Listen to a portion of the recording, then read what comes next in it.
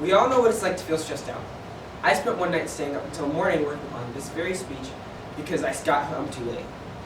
But do you ever feel guilty taking breaks? Like the whole world is going to fall apart if you stop working for just a moment? That's probably not the case. But what if I told you that taking breaks isn't lazy or unproductive like we've been taught, and that with just a little strategy planning your breaks, you can improve your productivity and well-being? Taking breaks is crucial. We're conditioned to think it's lazy, like we're shrugging off work for no good reason. But it can actually improve our productivity and brain function.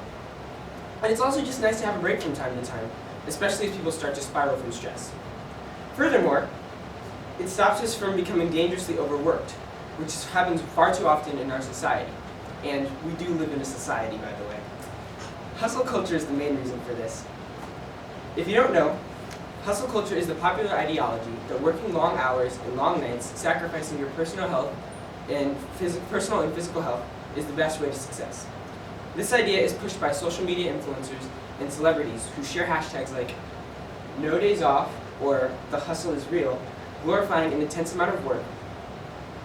A note by Hardik Pandya, Senior Vice President of Design of an Academy, went viral on Twitter when he said, "Those who say you shouldn't work weekends at all have probably never tasted what amazing work looks like, and how your willingness to devote yourself to your work can consume you to a point where you don't care about what day of the week it is." This sentiment is shared by a lot of people, and is further glorified by celebrities whose public lifestyles center around their work, and the fact that a majority of success stories that get popularized are those that feature people working themselves to extreme degrees. These things cause people to equate work to success as though they are somehow directly proportional. This causes people to gain a fear of falling behind, of losing their chance for success, which in turn drives them to overwork themselves. In the context of our hyper-capitalist country, the extreme pursuit of profit and productivity, as well as the focus on competition, perpetuates the idea that we are only as valuable as how productive we can be. Busyness for busyness' sake. These ideas are exploited and promoted by corporations that sacrifice their workers' well-being for the sake of their productivity. They do this by rewarding long hours and having workers compete for benefits and bonuses, as well as keeping the cost of living high so that people have no choice but to work those long hours. This exploitation is nothing new, and we have found ourselves sacrificing our individual health and happiness to chase a dream we will likely never reach, and ultimately just supporting those already on the top. This ideology continues as we move in society. Our society is built on workers. We are fed ideas of the American dream, of living on the top, and all the work that we need to do to get there. We're told that to accomplish our dream lives, all we need to do is have an incredible work ethic and strive to work hard and long, so that it will eventually pay off. Because of this, breaks are seen as lazy, as though you are sacrificing time that could be spent working. The truth is, however, that working non-stop with no breaks does little to improve your already low chances of getting to the top of the world. Plenty of people that work harder than you will probably end up worse off. So it's not worth killing yourself with your work. Not only will you not be that much better off, but you won't even be able to enjoy yourself in the moment. This mentality leads to burnout and can actually end up impacting our health, both mentally and physically, as well as making us less productive overall. How many people do we see in schools and works that claim to be burnt out after being advanced and hardworking early in their life? I hear about this a lot. The Stress in America annual survey conducted by the American Psychological Association found that as many as 63% of Americans are stressed out about work, as well as other things like their financial stability and the future of the nation. Burnout is becoming more common and more normalized as hustle culture grows and overworking becomes more glorified. Perhaps you picked up that this is not a good thing. Burnout and overworking can lead to a multitude of health problems like depression, anxiety, high blood pressure, or even addiction. Those who work at least 49 hours a week are up to 13% more likely to engage in risky alcohol use, according to a study published by the journal BMJ.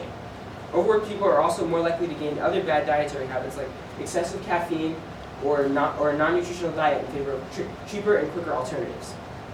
It's important to recognize when you might be burning yourself out. There are signs: emotional detachment or weariness, a loss of interest or pleasure in your work. Those things will eventually lead to the aforementioned health problems if they're not properly dealt with. To deal with these things, I simply suggest breaks. And by that, I don't mean to not work for half the time that you're supposed to. I mean strategic, planned breaks with the goal of refreshing and revitalizing your mind, and thus your work ethic. Prioritizing self-care has been proven to increase productivity, even if it isn't obvious or it only helps to to maintain your consistent performance. Either way though, why should we value productivity over self-care? The fact is, you can only work for so long before you begin to feel exhausted and depleted of any quality work that you could have done. Pushing through exhaustion not only hurts your well-being, but also your performance, and it can get worse. There are a lot of ways to prioritize self-care, like chatting with peers, scrolling social media, watching TV, or you can do something more active like yoga, meditation, or taking a walk. If you have genuinely pressing responsibilities, the breaks don't have to be long. Even just a few minutes here and there can help reduce stress and increase productivity. Stuff from taking a few minutes to talk to someone nearby, or at the bare minimum going to get a drink. However, shorter breaks are more effective earlier in the day because you've exhausted less of your energy. If you can, find a relaxing place to take your breaks. It's more likely to be outside than at a desk or wherever you do the majority of your work. Freeing yourself from your work is important. By stepping away, you can return to a baseline of focus and reset your mood so that you can continue to be productive without tiring out or becoming irritable. Plan the breaks for yourself and let yourself actually take them. Use the break for what it is and the results will be much better. Set alarms or work with others to remind yourself to take a break if you have to, but do whatever it takes because breaks really help. The reason breaks are overlooked is because they're seen as lazy, but that again is the fault of hustle culture.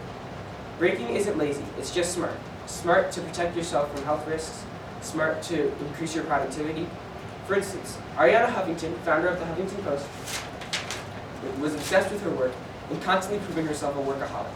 This led her to collapse and come to in a puddle of her own blood, leading to months of hospitalization and rehab. The experience taught her to value her self-care over her work, and now she's a mega health evangelist. These consequences are real and kind of scary. It's really important to take care of yourself. The ways in which we choose to work can have lasting effects on our lives. Overworking yourself is never the option. Your work is not more important than you. Break smart, work smart. Thank you.